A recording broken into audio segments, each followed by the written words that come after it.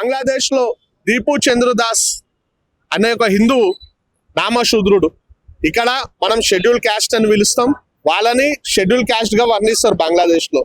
కేవలం అతను చేసిన తప్పేందంటే హిందువుగా పుట్టడం, హిందువుగా బతకడం, హిందువుగా జీవిస్తున్నందుకు అతన్ని అతి కిరాతకంగా బంగ్లాదేశ్ తుర్క ముండా కొడుకులు అతన్ని కొట్టి లట్కాంచి బతుకున్నప్పుడే పెట్రోల్ పోసి చంపారు. నేను అడుగుతున్నా చాలా మంది ఇక్కడ సోకాల్డ్ వ్యక్తులకి, ఎవరైతే పొదాలేస్తే మా ఇంట్లో పొంటి మా బస్సుల పొంటి వచ్చి మేము మీకోసం కొట్లాడినాం, మేము మీకోసం ఉన్నామని అంటారు కదా. మన బంగ్లాదేశ్ లా ఒక నామశూద్రుడు షెడ్యూల్ క్యాస్ట్ ని అతని అతి కిరాతగా కొట్టి చంపినప్పుడు మరి మీరు ఎందుకు బయటికి వస్తలేరు? ప్రపంచ పటంలో గాజా ఎక్కడుందో, పాకిస్తాన్ ఎక్కడుందో తెలియని వ్యక్తులు కూడా ఈ బాబాసాహెబ్, మా దేవుడు బాబాసాహెబ్ అంబేద్కర్ స్టాచ్యూ దగ్గర వచ్చి సేవ్ పాకిస్తాన్, సేవ్ గాజా అనుకుంటా వాళ్ళ కోసం మద్దతుగా వత్తాసుగా వలికిన సెక్యులర్ హిందువులు ఎందుకు వస్తలేరు అంటే మా ఎస్సీల పానాలు మీకు పానాలు ముఖ్యం కాదా? కేవలం తుర్కుల పానాలే మీకు ఇంపార్టెంటా? మళ్ళీ తుర్కుల దగ్గరికే పోరు భయ్ మీరు ఓట్ల కోసం. అన్నిటికీ ఓట్ల కోసం మేము ఎస్సీలు కావాలా, మీకు జెండాలు పట్టడానికి ఎస్సీలు కావాలా. కానీ ఎస్సీలపై బంగ్లాదేశ్ తుర్కా కొడుకులు దాడులు చేస్తే మాత్రం ఒక్కడు కూడా సెక్యులర్ అని చెప్పుకునే ఒక్కడు కూడా బయటకు వచ్చి మాట్లాడారు. ఇప్పుడు మీ మాట్లాడిండు, మా పక్షాన నిలిచిరు కేవలం హిందూ సంఘాలు. వీళ్ళకి ఒక దళితుడిగా నేను హృదయపూర్వక ధన్యవాదాలు తెలుపుతున్నా. ఎందుకంటే మా బాధని హైదరాబాద్ లో కాదు భారతదేశంలో అందరికీ తెలిసే విధంగా ప్రతి ఒక్క హిందువు ఎవరైతే ఆ దీపు చంద్రదాస్ మరణాన్ని తట్టుకోలేక బయటకు వచ్చి అతని మరణానికి సంఘీభావం మరియు అతనిపై ఇంకా అట్లా దాడులు జరగొద్దని సపోర్ట్ చేస్తుర్రో వారందరికీ కూడా హృదయపూర్వక ధన్యవాదాలు.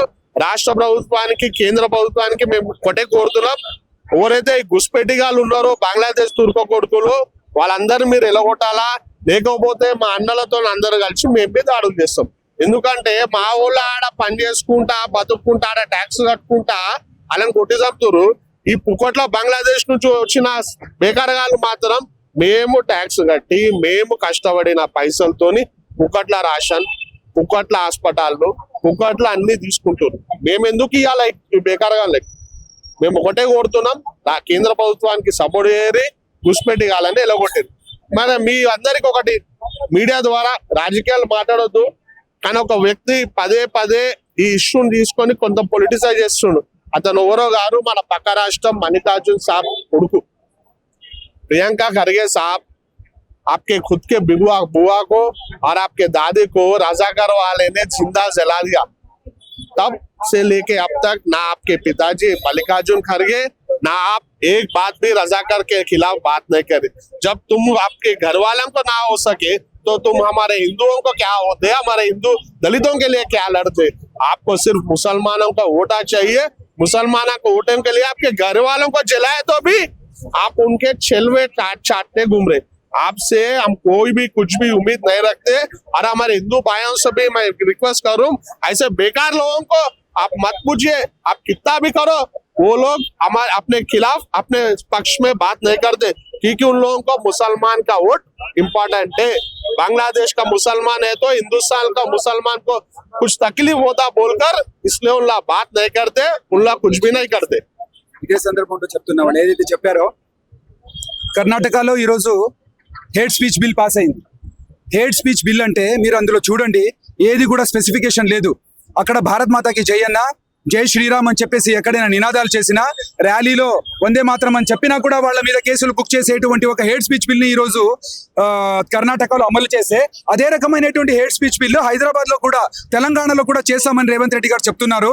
ఒకవేళ ఆ రకమైనటువంటి హేట్ స్పీచ్ బిల్లు తెలంగాణలో అమలైతే ఖచ్చితంగా హిందూ సమాజం గుర్తుపెట్టుకోండి, ఇక్కడ హిందూ సమాజం ఈ రకమైనటువంటి ఒక ర్యాలీలు కానీ ఏది కానీ మన మీద దాడి జరిగితే మాట్లాడేటువంటి ఒక సందర్భం కూడా ఉండదు.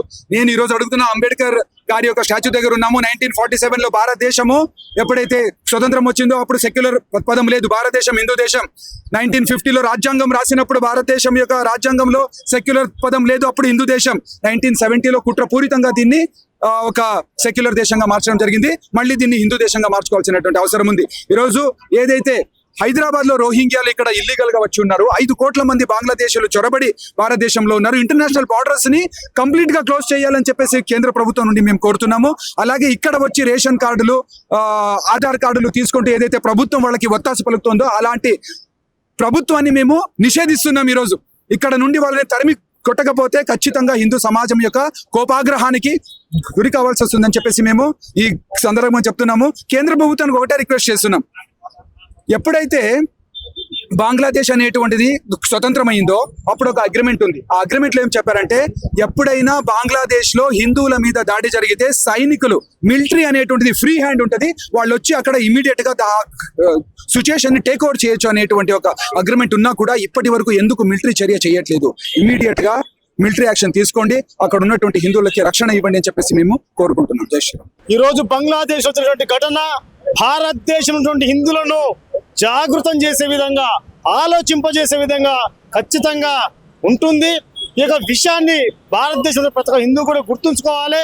బంగ్లాదేశ్ లో జరిగినటువంటి ఘటన కేవలం దీపు చంద్రదాస్ మీద జరిగిన ఘటన కాదు.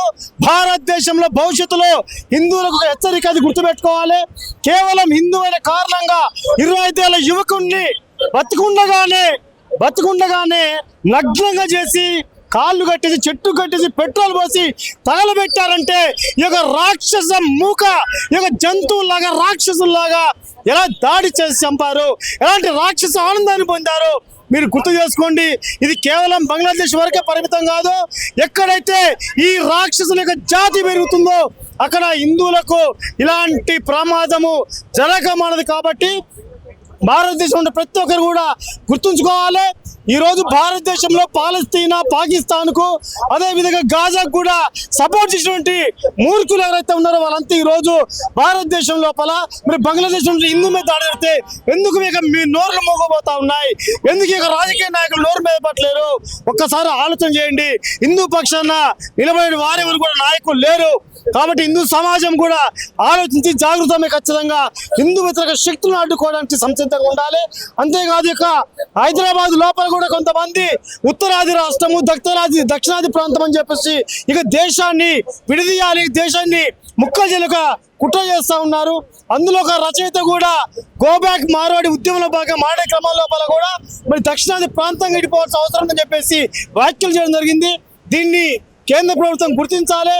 ఎవరైతే ఇలాంటి దేశ విభజనకు మరి బీజం వేస్తా ఉన్నారో అలాంటి వారిపైన కూడా దేశద్రోహం కేసు పెట్టి ఖచ్చితంగా వారి మీద కేసులు పెట్టాల్సిన అవసరం ఉంది. ఈ దేశం లోపల ఎవరైతే ఆలోచన చూస్తూ ఉన్నారో వారి మీద కేంద్ర ప్రభుత్వం మరి వారి మీద దృష్టి సారించి ఎన్ఐఏ వారిని కూడా అరెస్ట్ చేసి ఖచ్చితంగా ఈ దేశాన్ని సురక్షితంగా ఉంచడానికి ప్రయత్నం చెప్పేసి కోరుతూ, ఈ యొక్క ఏదైతే మనము భారతదేశం లోపల గతంలో అంటే జమ్మూ కాశ్మీర్ లో పండితులను తరిమేసిన ఘటన కావచ్చు, అంతకుముందు కేరళలో మలబార్ ప్రాంతంలో మోపుల ఘటన, అక్కడ కూడా హిందువుల మీద దాడులు జరిగాయి. ఆ తర్వాత పశ్చిమ బెంగాల్ జరుగుతూ ఉన్నాయి. గతంలో మహారాష్ట్రలోని పాల్ఘర్ ప్రాంతంలో కూడా సాధువులలో పోలీసుల సమక్షంలో కొట్టి చంపడం జరిగింది. ఇవన్నీ ఘటనలు కూడా మీరు ఖచ్చితంగా ఆలోచించండి, అప్రమత్తంగా ఉండి ఈ దేశంలో ఉన్న హిందూ సమాజాన్ని జాగృతం చేసి మనకి హిందువులు కాపాడుకోవడానికి ప్రయత్నం చేయకపోతే ఈ రోజు బంగ్లాదేశ్ లో మీరు ఎటువంటి కార్యాచరణ చేపడుతున్నారు హిందువులు కాపాడుకోవడానికి, ధర్మ రక్షకులు? ఖచ్చితంగా మేము చెప్పేది ఏంటంటే భారతదేశం లోపల హిందూ సమాజం కూడా నిద్ర మత్తులో ఉంది. ఎక్కడో బంగ్లాదేశ్ లో జరిగింది కదా, మన దాకా ఎందుకు వస్తున్న ఒక ఆలోచనలో ఈ యొక్క హిందూ సమాజం ఉంది. అది కాదు, మీరు అర్థం చేసుకోండి. దీపు చంద్రదాస్ జరిగినటువంటి ఘటన మీ ఇంటి దాకా చేరే వరకు మీ ఇంటికి నిప్పంటుకున్న పరిస్థితి తొందరలో ఉంది. కాబట్టి మీరు అప్రమత్తంగా లేకపోతే మీరు ఆ యొక్క ఘటనకు, ఇలాంటి దాడులకు కూడా ఖచ్చితంగా మీ కుటుంబం బలైపోతుంది. ఖచ్చితంగా గుర్తుపెట్టుకోండి. అందుకోసమే మన హిందూ సమాజాన్ని జాగృతం చేయాలా, ఇలాంటి హిందూ వ్యతిరేక శక్తుల యొక్క కుట్రను గ్రహించి వారిని ఎదుర్కోవడానికి సిద్ధంగా ఉండని చెప్పేసి కోరుతా ఉన్నాం. అన్న, ఇప్పటి వరకు 2900 మంది బంగ్లాదేశ్ లో హిందువులు చనిపోయారన్న. ఇంకా ఎంతమంది చనిపోతే మన గవర్నమెంట్ యాక్షన్ తీసుకుంటుందో తెలియదు, కానీ ఒక చిన్న మాట అయితే మన గవర్నమెంట్ని అడుగుతున్నాము. మీరు కాకపోతే మాకు చెప్పండి, మేము ఇక్కడ రెడీగా ఉన్నాము, మేము వెళ్ళిపోతాము, అక్కడ సాఫ్ చేసి వచ్చేస్తాం బంగ్లాదేశ్లో. అది మ్యాప్లో ఉండకుండా చేస్తామాట. వాడు ఎవడో 7 సిస్టర్స్ని కట్ చేస్తాడంట. వాడు ఏమి రాపిచ్చినా కొడుక, మీరు అస్సాంలో ఉన్న హేమంత్ బిశ్వ శర్మది ఎంటిక కూడా పీకలేరు. మీరు 7 సిస్టర్స్ కట్ చేయడం ఏంద్రా అని మేము ఇలా ధైర్యంగా మాట్లాడేసరికి అక్కడ ఉన్న హిందువులను చంపుతున్నారు, అక్కడ ఉన్న ఆడవాళ్ళని టార్గెట్ చేస్తున్నారు. ఎవడైతే గట్టిగా మాట్లాడతారో వాడు నడి రోడ్డుకి తీసుకొచ్చి చెట్టుకు తగలేసి తగలబెడుతున్నారట. మీరు అనుకుంటున్నారు మేము చూసి కామూసుగా ఉంటున్నామని చెప్పి. మిమ్మల్ని ఎలా బైకౌట్ చేయాలో, మీ బంగ్లాదేశ్ని మ్యాప్ నుంచి ఎలా వైపౌట్ చేయాలో మాకు కూడా తెలుసు. సో ఇక్కడ ఉన్న ఇండియాలో ఉన్న అన్ని గవర్నమెంట్స్కి అప్పీల్ నేను చేస్తున్నది ఏంటంటే అండి, మీరు ఓటు బ్యాంక్ చూసుకోకండి. ఏ రోజైతే వాళ్ళు మెజారిటీలోకి వస్తారో మిమ్మల్ని కూడా బొందబెట్టి పారిపోతారు వాళ్ళు. అదొక్కటి గుర్తుపెట్టుకోండి. మీరు ఓటు బ్యాంక్ చూసుకోకండి. రోహింగ్యాస్ని వాపస్ పంపించేసేయండి. ఇక్కడ ఉన్న పబ్లిక్కి మంచిగా చేయండి. ఇక్కడున్న పబ్లిక్కి తప్పు అవుతే వాళ్ళ గురించి మాట్లాడండి.